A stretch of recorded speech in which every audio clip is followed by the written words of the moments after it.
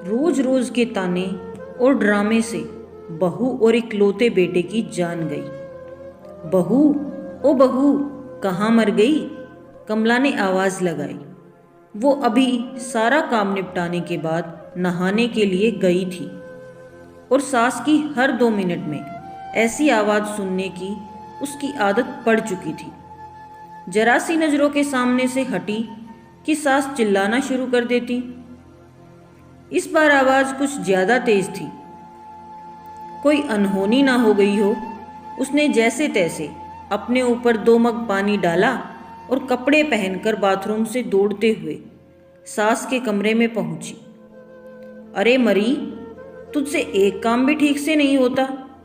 कमला देवी फिर चिल्लाई। क्या हुआ माँ जी? उसने डरते डरते पूछा। हुआ क्या है? दिखता नहीं कमबख्त, ये कमरे में पानी पड़ा है। आज पोछा नहीं लगाया था क्या?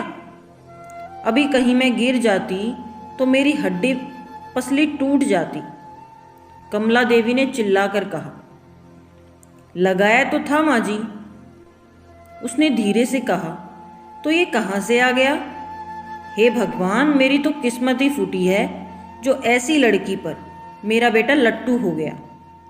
न जाने कहाँ कहाँ से बड़े बड़े घरों से उसके लिए रिश्ते आ रहे थे। अच्छा, अब चल जल्दी से इसे साफ कर दे, सास ने चिल्लाते हुए कहा। उसको पता था कि नहाने जाने से पहले ही उसने पूरा घर साफ किया और ये पानी जानबूझकर उसकी सास ने ही उसे तंग करने और ताने सुनाने के लिए गिराया है। फिर भी उसने बिना कुछ बोले गिरे पानी को साफ कर दिया और अपने कमरे में आकर थोड़ा आराम करने बैठ गई और सोचने लगी, सास की चिल्लाहट अब कौन से काम के लिए बुलाने वाली होगी।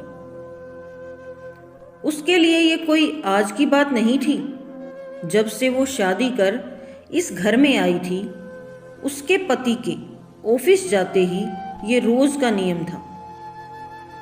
आज किसी बात पर, कल किसी बात पर, बस उसकी सास को एक बहाना चाहिए था। अगर नहीं मिलता था तो बहाने बनाने की कला में वो माहिर थी। इस रोज रोज की किचकिच से अक्सर वो तंग आ जाती थी, पर कुछ पति के प्यार, कुछ सास की उम्र और कुछ घर की नई बहू होने की वजह से सब बर्दाश्त कर रही थी। उसे खुद ही समझ नहीं आ रहा था कि उसके खुद के वजूद में इतना परिवर्तन कब और कैसे आया। उसको यह भी याद नहीं कि कब उसके अपने घर में उसकी माँ या पिता ने कभी उससे ऐसे सुर में बात की। अपने कॉलेज और स्कूल के समय तो वो बिंदास लड़कियों में से एक थी। पूरे स्कूल या कॉलेज में कहीं भी किसी के साथ कोई गलत बात होती थी तो वो लड़ने के लिए सबसे आगे खड़ी मिलती थी। किसी के भी हक के लिए वो पूरे सिस्टम से लड़ जाती थी। पर आज अपने ही खिलाफ हो रहे अन्याय को चुपचाप सह रही थी। सोचती थी, क्या यही शादी के मायने होते हैं? जब एक लड़की को अपने स्वाभिमान और सम्मान को एक नए परिवार की सूली पर चढ़ा देना पड़ता है। शाम को पति के आने पर बहुत सारी बातें कहने का मन होता था। 1-2 बार कहीं भी थी, पर एक तो थके होने से वो इस पर ज़्यादा ध्यान नहीं देते थे, और फिर अपनी माँ के खिलाफ वो एक भी शब्द नहीं सुन सकते थे। उनकी माँ भी अपने बेटे के सामने उससे बड़े दिखावे से के साथ बात करती थी, पर जैसे ही बेटा घर से बाहर निकलता था उनके तेवर बदल जाते थे, जो उसे समझ में ही नहीं आता था कि एक इंसान पल भर में 2 तरह के व्यवहार कैसे कर सकता है।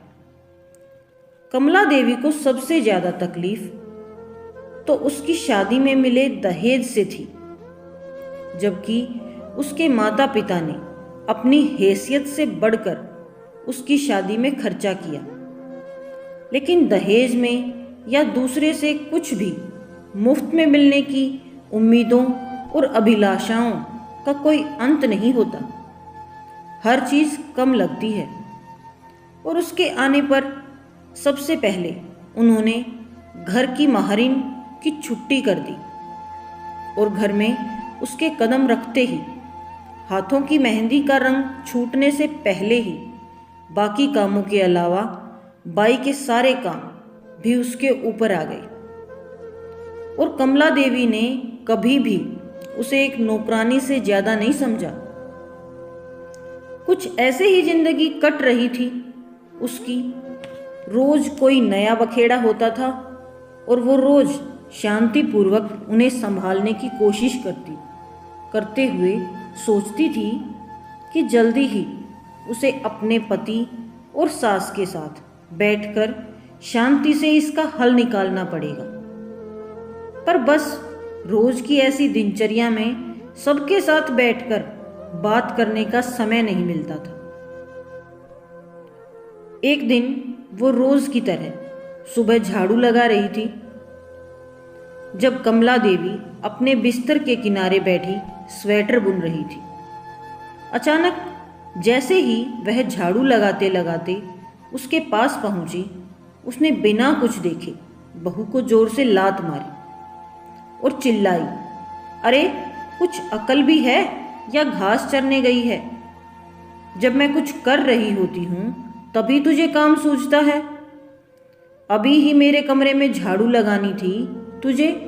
क्या तुझे नहीं पता कि मुझे धूल से कितनी एलर्जी है?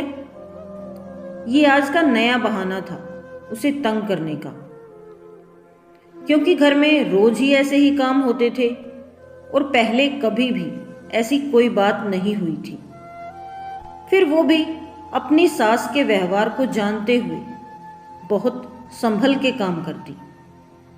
वो उनके द्वारा दिखाई जगह पर सफाई के लिए जैसे ही थोड़ा झुकी, ना जाने किस झोंक में कमला देवी ने जोर से पैर चलाया और वह बहू के कंधे पर जा लगा। जब तक वो खुद को संभालती, उसका सिर सामने की दीवार से टकराया और गिर पड़ी। कमला देवी चिल्ला उठी, क्या हुआ कलमुही, मर गई क्या? उठ क्यों नहीं रही? बचा हुआ काम कौन करेगा? चल उठ। वो उनकी कुछ बातें सुन तो रही थी पर समझ में कुछ नहीं आ रहा था और बड़ी हिम्मत करके जैसे तैसे वो उठने की कोशिश कर ही रही थी कि कमला देवी ने फिर ठोकर मार दी और सिर दोबारा दीवार से टकरा गया। इस बार बहू बेहोश हो गई थी। सास बड़बड़ाते हुए उसे कोसती रही। जब नहीं उठी तो कमला देवी के हाथ पांव फूलने लगे और तुरंत अपने बेटे को घर आने के लिए फोन किया।